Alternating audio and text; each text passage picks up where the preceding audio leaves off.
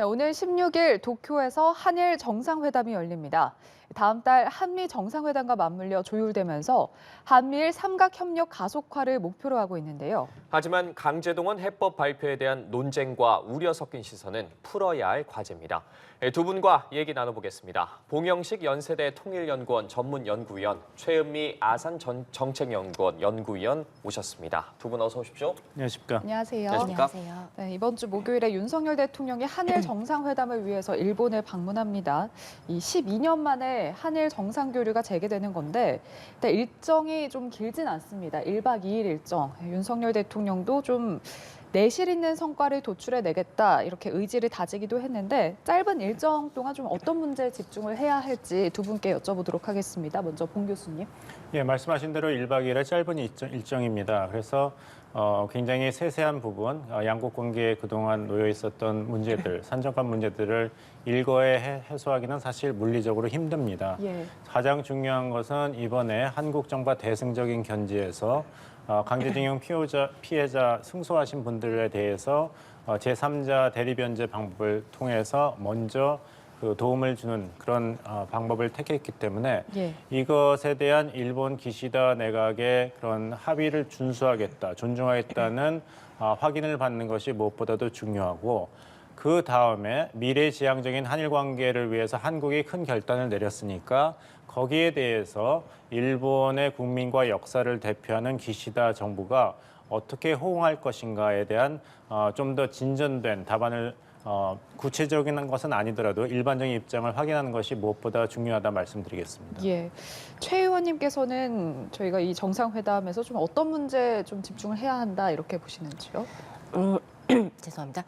사실 12년 만에 가시는 거기 때문에 만나는 것만으로도 굉장히 큰 의미가 있다 이렇게 말씀드릴 수 있을 것 같고요. 예. 조금 더 많은 성과를 가져오면 좋겠습니다만은 준비 기간이 좀 길지 않았고 하다 보니까 너무 높은 기대치보다는 지금은 우선은 만나서 관계 개선의 어떤 첫걸음으로서 상호의 의지를 확인하고 이렇게 쌓아가는 게 필요하다라고 생각을 합니다. 그런데 다만 이제 강제징용 문제 해법 발표 이후에 가시는 거기 때문에 여기에 대해서 이제 일본 정부에 조금 더 성의 있는 호응 조치 그리고 조금 더 구체적인 어떤 그 사죄의 마음을 좀 표현을 해줬으면 하는 바람이 있고요. 하나만 더 보태자면 아마 전 세계를 포함해서 아마 한국과 일본의 미래 세대들도 이 모습을 지켜보고 있을 텐데요.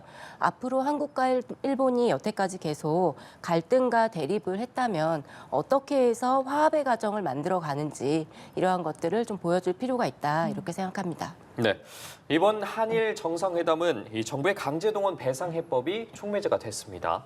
하지만 국민적 합의가 좀 무르익지 않은 상황에서 내린 아쉬운 대책에 대한 평가가 나오고 있는데 오늘 이 미래를 위해서 결단한 것이라는 윤 대통령의 비공개 발언이 나오기도 했습니다.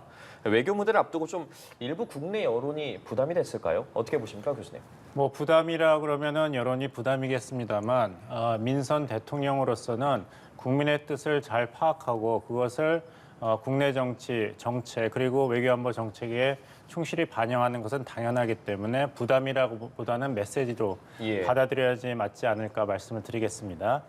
윤 대통령께서 이제 공개된 발언을 보면은 이번 결정은 한일 관계 해법은 미래를 위한 결단이다. 그리고 모든 책임은 나에게 있다. 즉, 그 트루만 대통령이 한 유명한 말이었죠. The buck stops here. 그것이 이제 바이든 대통령이 한미 정상회담 때 그 선물로 준 패에 나온 경고입니다. 그래서 이런 국민들 앞에서 모든 책임은 나에게 있다는 대통령의 그런 태도를 밝힌 것은 대단히 긍정적인 태도라고 말씀드리겠습니다. 대선 때 나는 그 뒤에 숨지 않고 국민 앞에서 당당하게 항상 나서는 대통령이 되겠다는 약속을 지킨 것이 아닌가 생각하는데 그럼에도 사실 이 정부가 얼마나 진정성을 가지고 강제징용 피해자들을 보호하려고 하였는지 여기에 대한 비판은 아직도 매섭게 있는 것이 여론조사에서 나오고 있습니다. 그래서 그냥 나는 상관없는 강제징용 피해자들의 고통 이것이 계속 나타난다면 정부가 어떤 이야기를 해도 진정성이 피해자분들과 가족뿐만 아니라 일반 국민들에게도 전달이 안 되는 것이기 때문에 이번 정부의 대통령 그리고 박진 외교장관을 포함해서 그리고 먼저 이전 정부에서 5년 동안 실질적인 해법 도출에 실패한 그 문재인 정부의 책임 있는 이 자리에 있었던 분들도 지금 이 피해자분들 15분들이 평균 2억 원 정도를 지금 받지 못하고 계시거든요. 그러니까 제3자 변제 방법을 수용하시는 분을 제외하고 나는 그 돈을 받을 수 없다는 분들에게 대통령 그리고 국민의힘과 민주당 대표 그리고 외교장관 그리고 이 결정을 내렸던 2012년 주심 김능환 전 판사와 2018년 대법원 판결을 내렸던 당시 대법원장은 개인 자격으로 그 피해자 한 분께 약 2억 원 정도의 돈을 드리면서 우리가 부족한 면을 사과를 드리고 그래서 이 제3자 변제 방식이든 어떤 것을 통해서 이분들이 합의할 수 있는, 인정할 수 있는 방법으로 이런 배상을 받을 때까지는 이 돈을 받으시라.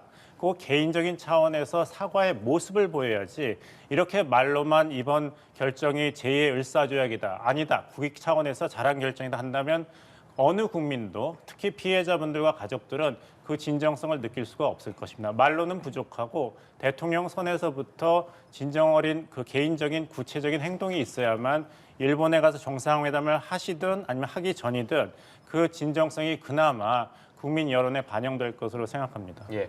관련해서 최 의원님께서는 어떻게 보셨습니까? 네, 저도 이제 메시지라고 예. 봤고요. 그 메시지인데 제가 조금 아쉬웠던 거는 이제 그게 어떻게 보면 이제 시작이라고 본다면은 조금 더 이제 진정성 있는 어떤 모습을 좀 보여주시는 게 좋지 않을까. 예. 그래서 성의 있는 설명, 그냥 한마디로 이건 내가 책임진다가 아니라 한일 관계의 어떤 그 발전을 위해서 어떠한 노력이 필요하고 그 과정에서 이제 강제징용 문제의 해법이라는 것을 이렇게 도출한 부분에 대해서 대통령의 입을 통해서 조금 더 성의 있게 설명을 해주시면 어떨까 하는 생각이 들었고요. 그리고 아마 그 다음 단계에서는 앞서 이제 교수님께서 말씀하신 거랑 비슷한 맥락인데요.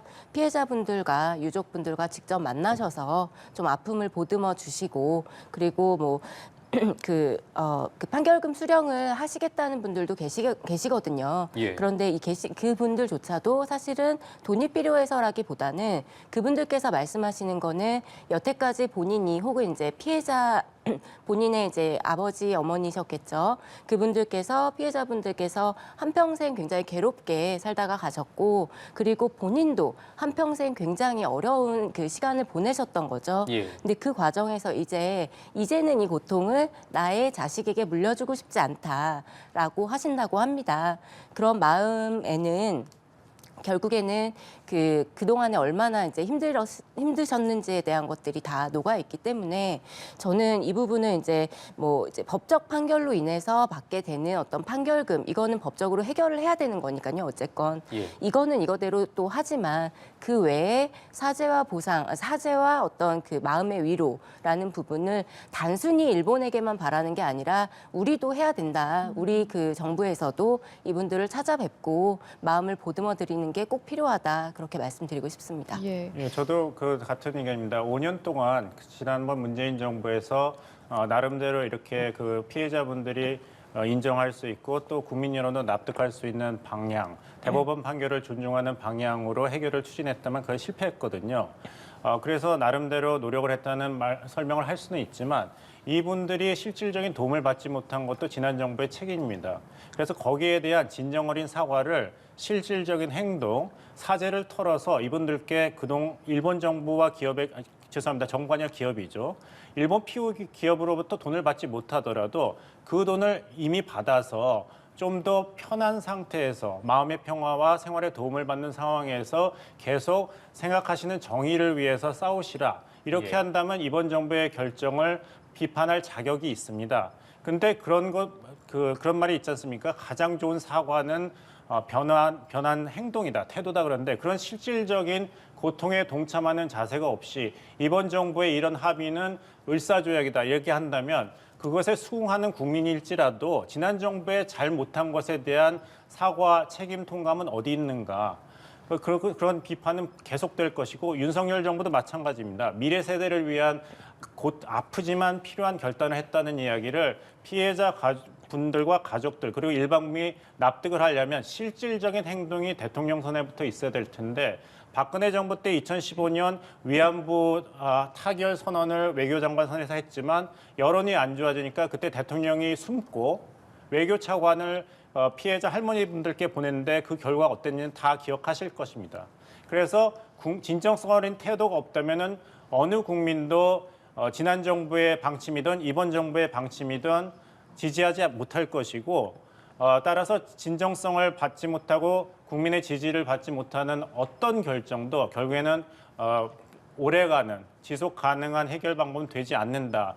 이런 것을 이번 정부가 좀 지난번 과거의 그런 경험을 통해서 좀 절실히 깨닫고 효과적인 행동을 취할 때가 됐다 말씀드리겠습니다. 예, 두 분께서 모두 이제 우리 정부의 어떤 사과 행동이 필요하다라고 말씀을 해주시면서 또 나아가서 일본의 또 이 강제징용 해법안에 대한 어떤 호응 조치 그리고 구체적인 사과 발표를 기대하는 분들도 많이 계실 것 같은데 그런데 일본에서 지금 이런 보도가 나왔습니다. 기시다 총리가 이번 정상회담에서 사과 대신에 역대 일본 내각의 입장을 계승한다라는 입장을 표명할 것이다라는 보도가 나왔습니다. 그리고 그 이유에 대해서는 새로 사과를 표명해서 미래 지향을 끌어내도 한국이 뒤집을 가능성을 우려하기 때문이다. 지금 이렇게 설명을 했거든요. 그러니까 2015년에 위안부 합의가 사실상 백지화된 점을 두고 지금 이렇게 언급을 한 것 같은데 우리 정부가 여기에 좀 어떻게 대응을 해야 한다라고 보시는지요? 사실 지금이 굉장히 중요한 시기라고 보고요. 위안부 합의 때도 그랬지만 예. 막상 이제 합의를 했을 때는 처음에는 반대 여론이 그렇게까지 높지는 않았습니다. 그런데 그 이후에 일본에서 나오는 어떤 메시지들 이러한 것들이 한국인들에게 굉장히 좀 별로 좋지 않은 영향을 미쳤고 결과적으로는 여론에 좀 많이 여론이 안 좋아지는 그런 상황이 됐는데요. 아마도 이제 기시다 총리도 그렇고 어제였나요, 그제였나 하야시 외무대신이 이제 발언한 것들 예. 이러한 것들이 발언만 놓고 보면 사실은 굉장히 새로운 얘기는 아닙니다. 여태까지 본인들이 계속 했던 얘기인데 다만 이제 그 상황과 시기라는 것들이 있죠. 지금 굉장히 민감한 시기인데 그렇게 발언을 하는 거는 저는 전혀 양국 관계에 도움이 되지 않는다고 생각을 하고요. 이런 발언이 나왔을 때 뭐 사실 그리고 정치권에서도 굉장히 좀 심한 얘기들이 나오는데 정치권에서 나오는 거는 뭐 저희도 사실 심한 얘기 많이 하니까요. 정치권은 정치권이라고 이제 두지만 사실 정부 당국자가 얘기하는 게 굉장히 중요하거든요. 그랬을 때 이런 발언이 나온다면 한국에서는 그 부분에 대한 어떤 좀 명확한 좀 단호하게 이야기할 필요가 있을 것 같고요. 예. 특히 일본에서도 이 부분이 본인들 발언 하나하나가 한국에 다 보도가 되고 한다는 것을 좀 명확하게 인지를 하고 발언에 신중성을 좀 기해야 할 것 같습니다. 네, 알겠습니다.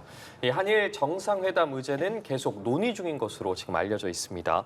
우리 정부 입장에서는 셔틀 외교 복원을 비롯해서 지소미아 또 수출 규제 문제 해법까지 사실 테이블에 좀 올렸으면 하는 마음이 있을 텐데 그런데 사실 이번 한 번 방문으로는 좀 어려울 거란 의견도 있습니다. 이 부분은 그렇습니다. 어떻습니까? 지금 사회자님께서 말씀하신 그런 이슈들이 아무래도 정상회담의 테이블에 놓아질 것은 사실상 정해졌다 말씀드리겠지만 예. 그것이 이제 구체적으로 확인되는 것까지는 또 다른 수준의 이야기죠. 그래서 이런 이슈에 대해서 한국 측이 문제 제기를 하고 일본의 기시다 정부가 긍정적으로 그것을 확인하였다는 선만 나도 굉장히 한일 관계 회복에는 좋은 첫 단추다 이렇게 말씀을 드리겠습니다. 결국에는 이번에 셔틀 외교가 복원된 것 자체가 긍정적인 신호 아니겠습니까? 예. 하지만 아까 말씀드린 대로 1박 2일의 짧은 일정이기 때문에 모든 것의 타결을 구체적인 선까지 이야기하기는 여러 가지 힘들기 때문에 결국에는 일본 측에서 만약에 지금 한국이 대승적인 결단을 한 것이 지속되는 전제하에서 일본의 이제 수출 규제라는 것을 이제 처리한다든지 그리고 지소미아에 한국이 완전히 복귀하는 그런 것을 정상 간에 확인하는 선이면은 그것이 구체적인 레벨까지는 확인이 안 되더라도 굉장히 긍정적인 신호다 말씀드리겠고 일본 측에서도 그 수출 규제를 이제 복원하는 것, 처리하는 것은 그다지 큰 경제적인 부담이 안 될 것 같습니다. 왜냐하면은 지난 대선 기간 동안에 2021년 11월에 당시 민주당 대선 후보였던 이재명 후보가 연설에서 일본의 대한국 반도체 디스플레이 소재 수출 규제는 우리가 일본의 수출 보복을 단기간에 완벽하게 이겨냈다 이런 얘기를 했거든요. 예. 만약 그것이 야당의 판단이라면은 한국의 이 피해 기업들은 이미 아베 정부 때 이뤘던 이런 수출 보복 조치를 극복한 상태이기 때문에 경제적인 관점에서 본다면 한국도 그렇고 일본도 그렇고 첫 번째로 합의할 수 있는 정치적 부담이 적은 경제적 부담도 적은 이슈이기 때문에 이것부터 긍정적인 신호가 나오지 않을까 생각합니다. 예. 이번 정상회담 의제 어떻게 보십니까? 네, 마찬가지로 이제 뭐 수출 규제라든지 지소미아가 또 논의가 될 수도 예. 있겠습니다만은 사실 수출 규제라고 하는 것은 어느 정도 이제 실무적으로 시간이 좀 필요한 거기 때문에 모든 것이 이렇게 한 번에 다 같이 해결된다라기보다는 하나씩 쌓아간다 이렇게 좀 이해를 하는 게 더 맞을 것 같고요. 실질적으로 그 외에는 아마도 이제 경제적인 부분들 특히나 이번에 뭐 정경련과 K단렌에서 같이 또 만남이 있다라고 하니까 이러한 뭐 물론 이제 민간에서의 어떤 회의이기 때문에 그게 그 정상 간의 어떤 테이블 안에 올라가진 않겠지만은 그 정상 간의 논의 과정에서 어떤 경제 활성화라는 측면에서 같이 좀 연계가 될 수 있을 것 같고요. 또 특히 한국과 일본 사이의 어떤 문화 인적 교류에 대해서도 이야기가 될 것 같습니다. 특히나 방점을 두고 있는 게 미래 세대이기 때문에 미래 세대에게 줄 수 있는 어떤 메시지라는 차원에서도 그러한 논의들이 계속해서 좀 나오지 않을까 생각합니다. 예. 이 제3자 변제와 관련해서 이 배상금 변제를 맡은 국내 재단에 지금 미국의 민간 기업이 가장 먼저 기부 의사를 밝혔습니다. 앞서 우리 정부가 또 해법 발표 직후에도 지금 바이든 행정부도 한밤중에 환영의 메시지를 보냈거든요. 바이든 행정부가 좀 이 한일 문제에 좀 깊이 좀 적극성을 보이고 있는 것 같은데 여기에 대해서 어떻게 보시는지요? 그 적극성을 보인다는 것이 미국이 그 물밑에서 아니면 공개적으로 한일 간의 이런 관계 개선을 위해서 주도권을 가지고 협상을 종용했다는 차원에서는 저희가 어떻게 증명할 만한 증거가 없습니다. 예. 미국의 입장은 그 각 국가들 간의 영토 문제라든지 역사 문제는 미국이 개입하지 않는다는 것이 이제 공식적인 입장이니까요. 예. 하지만 미국 입장에서는 어떤 이런 그 안보 경제 협력 국가들 간의 사이가 안 좋았다가 협력이 강화된다면 물론 환영의 표시를 하면서 그 추동력이 유지되는 걸 바라는 것은 미국 입장에서는 당연한 것이죠. 예. 그렇기 때문에 이제 미국에서도 이렇게 한일 간의 그 관계에서 물꼬를 텄기 때문에 이것이 어떻게 계속 지속되는 거에 대해서는 지대한 관심을 가지고 주목을 할 것입니다. 거기서 우리가 이제 외교 안보 차원에서 또 경제 문제에 대해서 미국과 더 협력할 수 있는 한일 관계를 넘어서 한미 간에도 이것을 긍정적인 마중물로 이용할 것이 무엇인지 그 전략을 생각해 봐야겠죠. 예. 강제동원 해법에 한미일 3국 협력이 좀 급물살이 탔다 이렇게 봐도 되겠습니까? 어떻게 보시는지요? 연계가 충분히 된다고 생각을 하고요. 아무래도 한미일 관계에 있어서 한일 관계라고 하는 게 이제 소위 우리가 얘기하는 약한 고리라고 하죠. 그렇다 보니까 한일 관계 개선이라고 했을 때는 결국에는 궁극적으로 예. 뭐 안보적인 측면이나 경제적인 측면에 있어서 한미일 관계가 조금 더 공고해질 수 있는 어떤 기반이 갖춰졌다. 이렇게 말씀드릴 수 있을 것 같습니다. 네. 그런데 이렇게 한미일 관계가 좀 끈끈해지면 동북아 정세에도 미치는 영향 분명히 있을 것 같거든요. 이 부분은 어떻게 보십니까? 그렇습니다. 이제 그 이번에 제3자 대리변제 그 결정을 발표하면서 정부도 대국민 설득에 이제 노력을 한 부분이 바로 그것이죠. 예. 한일 간의 관계에는 이제 경제적인 측면도 있지만 이 고도화되고 있는 북한의 핵, 미사일 능력에 공동으로 대응하기 위해서는 이 물꼬를 터야 된다. 그것이 국가의 핵심 이익 보호 차원에서 굉장히 중요한 문제이기 때문에 이렇게 어려운 결정을 했다는 메시지를 했는데 그렇다면은 이번에 이제 한일 간의 셔틀 외교 정상회담을 한 다음에 그 다음 윤석열 대통령의 일정은 4월에 미국을 국빈 방문하는 것입니다. 이 한일 간의 안보 협력이라는 것은 또 한미일 3자 안보 협력의 틀에 떠나서는 생각할 수가 없기 때문에 또 거기에는 이제 한미 동맹의 강화도 직간접적으로 영향이 있습니다. 따라서 한국과 미국 간의 이런 중국의 부상 그리고 대만 해협의 위기 그다음에 북한의 이런 핵과 미사일 무장에 대해서 어떻게 좀 더 그런 협력의 차원을 높일 것인지를 구체적으로 논의를 해야 되겠고 특히 우려스러운 것은 요즘에 북한의 움직임입니다. 뭐냐면 지난해 12월 22일에 김여정 부부장 명의로 발표된 담화에서는 북한이 위협하고 있는 것이 굉장히 구체적으로 나와 있습니다. 무엇이냐면은 인공위성 실험을 정상 각도로 하겠다는 것이거든요. 예. 고각 발사로는 재진입 기술이 확실히 증명되지 않았기 때문에 북한의 핵 미사일 능력을 과소평가하는 것 같은데 우리는 이미 그 기술을 입증했지만 한번 보여주기 위해서 인공위성을 정상 각도로 발사하겠다.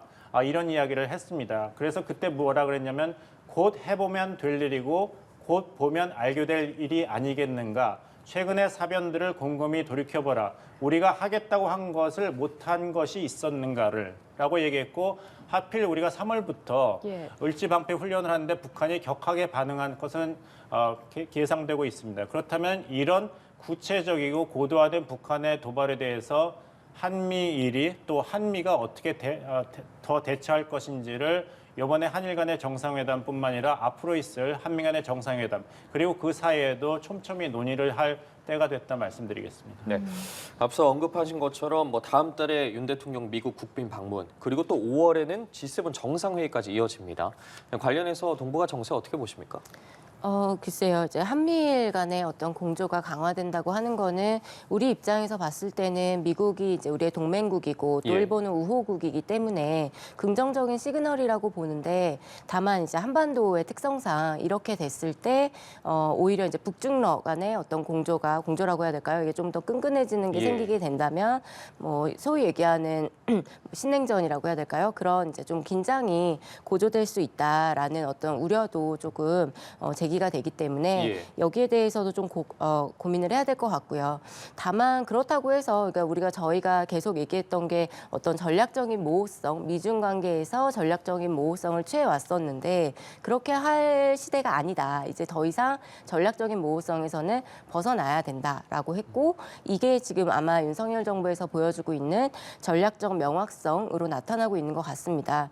그런데 이 부분을 만약에 이제 계속해서 지속을 한다라고 했을 때는 기조는 명확히 하되 다만 어떤 저희가 이제 취할 수 있는 여러 부분에 대해서는 그때그때 상황에 맞춰서 좀 어떤 그 유연성을 발휘하는 지혜도 필요하지 않을까 그렇게 생각합니다. 예.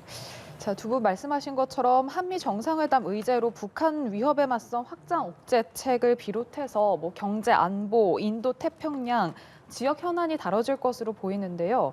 근데 항상 그러니까 저희가 또 외교를 염두에 둘 때 미국과의 외교를 염두에 둘 때 또 중국을 또 항상 그 가능성을 열어둬야 예, 하지 예. 않겠습니까? 어떤 네. 방향으로 가야 할까요? 그래서 이제 미국이 계속 강조하고 있는 것은 한국도 가치 공유 국가 그리고 70주년이 됐지 않습니까? 한미 동맹이 그 예. 동맹 국가로서의 그 미국이 주도하고 있는 인도 태평양 전략에 적극적으로 참여해야 된다 이런 이야기가 있기 때문에 한국은 한국판 인도 태평양 전략을 발표했습니다. 그래서 한국이 과연 쿼드에 참여 의사를 밝힐 것인지 또 미국과 현존 쿼드 멤버들이 한국의 그런 가입을 환영할 것인지를 두고 봐야겠지만 예. 어떤 형태로라든지 지금 질문하신 대로 대중국 경제에 대해서 한국의 동참을 미국이 기대하는 것은 사실입니다.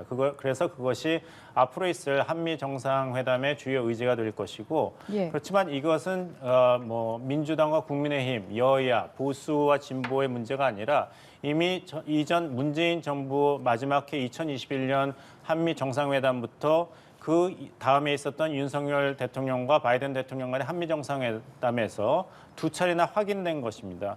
그것은 무엇이냐면은 원자력 기술 사용과 관련된 제반 사안에 대해서 긴밀히 협력하는 것이 동맹의 핵심적 징표임을 재확인하였다는 것이 문재인 대통령과 바이든 대통령의 정상회담 공동선언문의 그런 내용이었고 예. 또 문재인 대통령과 바이든 대통령은 그때 민간 우주 탐사, 과학, 항공 연구 분야에서 파트너십을 강화하기로 약속하고 원전 사업 공동 참여를 포함한 해외 원전 시장 내 협력을 발전시키기로 나가기로 약속했다고 했기 때문에 이것은 민주당에서도 결정된 것이고 그 다음에 윤석열 대통령과 바이든 대통령의 공동선언에서 다시 확인이 됐습니다. 그래서 원자력 산업의 육성, 거기에 협력, 그리고 항공우주 기술 발전에 대해서는 한미가 이미 협력하기로 확인을 했기 때문에 이것에 대한 구체적인 로드맵, 실천 방안을 이번 한미 정상회담에서 확인을 하면서 예. 그 대가로 만약에 한국의 국익이 반영이 된다면은 한국도 미국이 추진하고 있는 인도 태평양 전략에 대해서 참여 수준을 조절하는 식으로 한국 외교가 그 준비를 해야 되지 않을까 생각합니다. 예, 최 의원님은 어떻게 생각하시는지요? 중국의 의도치 않은 시그널을 이제 줄 수도 있다고 보고 이제 예. 그런 부분에 있어서는 긴장이 고조될 수도 있는데 제가 사실 좀 말씀드리고 싶었던 거는 중국도 중국인데 우리 국내에서 한미일 어떤 그 안보 협력에 대해서는 그렇게 크게 반발은 없습니다만은 여기에 이제 일본에 대한 어떤 오해들이 좀 많이 있다 보니까 한일 간의 어떤 안보 협력이라는 차원에서 굉장히 오해가 큰 것 같습니다. 뭐 예를 들면 일본이 전쟁을 할 수 있는 나라라든지 이 부분은 사실 글쎄요, 뭐 아주 시간이 많이 지나면 언젠가는 그렇게 될지는 모르겠습니다만은 현재로서는 가능성이 거의 없는 이야기라서 이런 오해들이 있다 보니까 일본과의 어떤 협력에 대해서 굉장히 좀 거부감이 있는 상황에서 예. 한미일 협력이라는 건 필요하지만 그러한 과정에서 이게 충분히 설명되지 못하면 오히려 국내에서 안보 협력을 위해 마치 이제 강제징용 문제를 해결을 한 것처럼 보이기 때문에 이 부분은 좀 주의해야 할 것 같고요. 예. 그래서 좀 신중을 기하고 국민들께 좀 더 정확한 설명 노력이 필요하지 않을까 그렇게 생각합니다. 네, 알겠습니다. 한일 정상회담 등 각종 현안들에 대해서 살펴봤습니다. 오늘 봉영식 연세대 통일연구원 전문연구위원, 최은미 아산정책연구원 연구위원과 이야기 나눠봤습니다. 오늘 말씀 고맙습니다. 고맙습니다. 감사합니다.